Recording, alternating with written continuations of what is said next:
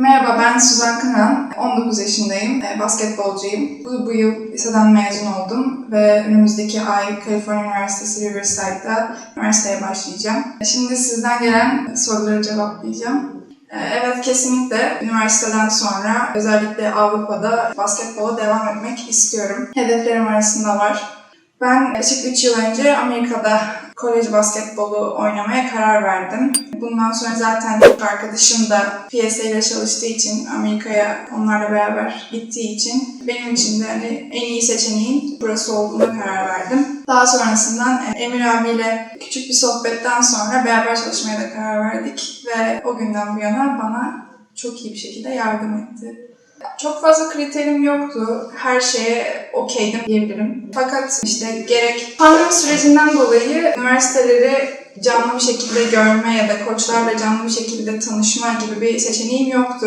Bu dönemde Zoom ve telefon konuşmaları benim için çok önemliydi. O istediğim enerjiyi almak benim için en önemli şey oydu açıkçası. Ve bunu anlamak da çok zor değildi. O her seferinde annem ve babam o enerjiyi alıp almadığımı soruyordu her koçla konuştuktan sonra. En çok benim için önemli olan oydu. Başka önemli olan ligi ya da herhangi bir konferansı benim için çok önemli değildi. Önemli olan oraya ait hissetmemdi. Açıkçası ben biraz şanslıydım. Bu kadar yoğun bir dönem benim için pandemi dönemine denk geldi. O yüzden gün içerisinde evden çıkmak dışında başka hiçbir şey, evden çıkmıyordum. O yüzden de her gün yaptığımız Zoom görüşmeleri beni çok meşgul kıldı. Hatta Mart ve Nisan ayında nasıl geçtiğini anlamadım bile. Çünkü her gün bir toplantı, her gün bir görüşme vardı. PSA bu dönemde bana çok yardımcı oldu. Açıkçası ben tabii ki Amerika'ya gitmek istiyordum dışarıdan. Her istersin yaparsın ama hiçbir şekilde hiçbir bilgim yoktu. Ondan sonra nasıl olacağını, neler yapmam gerektiğini ve bu dönemde başta Emir abi olmak üzere sonra Batu abi ve Önder abi bana çok yardım etti. Soru işaretlerimi giderdiler ve gerçekten çok iyi bir süreç geçirmemde büyük bir emekleri var. Şu an ben o dönemdeyim ve oradaki koçlarımız bize programlar atıyor. 2 aydır. Hem halter programı hem de basketbol programı. Onların bana gönderdiği programla beraber çalışıyorum ve hazır olmaya çalışıyorum. Okula kabul alma sürecim çok uzundu. Offer'ı kabul ettikten sonra bayağı 1,5 ay boyunca okula kabul olup olmayacağımı bekledik. Hatta Emir olmayabilir bir sonraki sezon böyle başka planlar daha yapmaya başladık bir dönem. Kabul haberini aldığım zaman çok rahatlamış hissettim. Çünkü gerçekten çok uzun bir süreçti benim için. Ve bir süre sonra artık bittiği zaman çok rahatlamış hissettim ve çok mutlu oldum. Bir şeyleri başarmış olduğumu fark ettim ve bu gerçekten harika bir histi. Annemle babamla böyle birbirimize sarıldık Aynı zamanda koçum Nicole'le bir an telefondaydı bravo o da çok içten bir insan. Onunla beraber böyle telefonda bağırarak öyle oley tarzı ufak bir kutlama yaptık FaceTime'da. Ondan sonra hep beraber. Çünkü o annemle babamla da o dönemde çok yakınlaştı. O da çok böyle dediğim gibi içten bir insan olduğu için hep beraber böyle ufak bir kutlama yaptık kendi aramızda. Koçum Nicole Powell'la ortak bir Fenerbahçe geçmişimiz olması da benim için gerçekten çok önemliydi. Babam özellikle fanatik bir Fenerbahçeli olarak geçmişimde Fenerbahçeli bir koça gitmem, koçun takımına gitmem onu çok mutlu etti.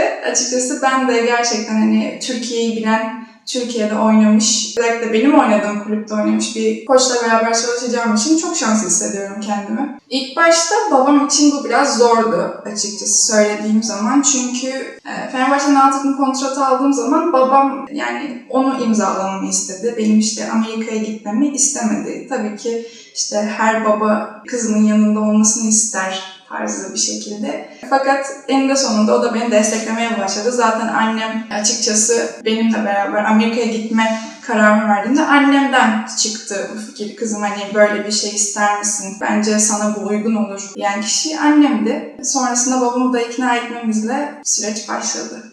2017 yılında Türkiye Şampiyonası'ndayken yarı final maçı oynuyorduk Arı Koleji'ne karşı. İkinci devreye girerken 14 sayı gerideydik. O sezon çok git gel yaşıyorduk. Hani iyi bir takımdık ama yine de kötü maçlarımız olmuştu. O yüzden iyi bir başarı elde edememiştik İstanbul'daki maçlarımızda ve bizim için Türkiye şampiyonası çok önemliydi. Ve o gün o maçta yani yarıda böyle takım arkadaşlarımda bir değişim, yani nasıl anlatabilirim bilmiyorum bunu ama bir enerji hissettim ve o gün o maçı alacağımızı biliyordum, yani anladım. Ve gerçekten tekrardan sahaya çıktığımız zaman 14 sayı geriden gelip maçı aldık. O gün yaşadığım adrenalin mi diyeyim artık, yani her şey unutamıyorum asla çünkü bizim için çok önemliydi. Daha sonrasında da zaten Türkiye şampiyonu olduk o yıl ve benim için en özel maçlardan bir tanesidir.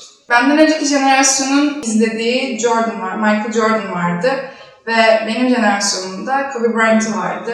Ve tabii bizim jenerasyonumuzun da tabii ki de en iyi oyuncusu kesinlikle Kobe Bryant'tır. Ve trajik bir ölüm tabii ki de ama eğer böyle bir şansım olsaydı Kobe ile beraber basketbolu konuşmak hem de bir idman yapabilmek, beni çalıştırmasını çok isterdim ve çok büyük bir onur olurdu. Açıkçası ekstra hiçbir şey yapmıyorum. Yani o maç ne kadar iyi geçse de kötü geçse de ben iyi bir şekilde bunu arkada bırakabiliyorum. Yani annemle babam hatta bu konuda bana bayağı kızmıştır diyeyim. Hani neden yaşamıyorsun hani bir sevgiyi, üzüntüyü maç sonrası, ama her zaman yani geride bıraktım. Hiçbir zaman maçı bir süre sonra yaşamadım. Normal eve gelip duşum alıp hiçbir şekilde konuşmadan normal hayatıma devam ediyorum. Kesinlikle PSA ekibine sonuna kadar güvenebilirsiniz. Çünkü onlar ne yaptıklarının bilincindeler ve kesinlikle her zaman sizin iyiliğinizi istiyorlar. Yani herhangi bir sorununuz, bir sıkıntınız olduğu zaman rahat bir şekilde her zaman ulaşabileceğiniz çok anlayışlı ve iyi insanlar. Sizin için en doğru çalışmaları yapan ve gerçekten enerjik bir ekip. Kesinlikle onlarla çalışmaktan çok zevk aldım, çok mutluydum. Bana çok yardım ettiler ve gerçekten hani o kadar kolay da bir oyuncu da değildim ondan sonra. Hani Emir abi çok aradım, çok rahatsız ettim yani işte Emir abi ne yapacağız, ne edeceğiz diye ve bana her zamanki gibi büyük bir samimiyetle ve anlayışla bütün sorularıma cevap verdi. Bana çok iyi yardım etti. Sorular bu kadardı. Umarım kafanızdaki soru işaretlerini birazcık giderebilmişimdir. Daha fazla merak ettikleriniz varsa bu videonun altına yorum olarak bırakabilirsiniz. Teşekkür ederim. Görüşmek üzere.